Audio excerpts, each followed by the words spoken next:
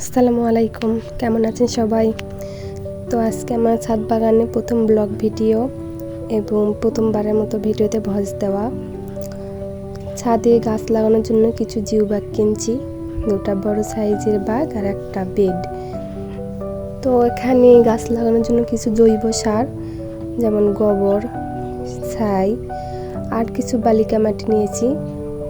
তার সঙ্গে কিছু রাসায়নিক সার যেমন পটাশ, ফসফেট, এগুলো সবগুলো একসঙ্গে মিক্সড করতে হবে। ভালোভাবে মিক্সড করার পর এগুলো বাগগুলোতে ভরিয়ে নিব, সবগুলো বাগই পরিপূর্ণভাবে ভরিয়ে নিব, তারপর গাছ লাগাবো। তো ফার্স্ট টাইমে ভিডিওতে ভয়েস দিচ্ছি, তাই অনেক নার্ভাস লাগতেছে। আপনারা আমার পাশে থাকবেন এবং দোয়া করবেন যেন আমি সামনের দিনগুলোতে আরও ভালো করতে পারি।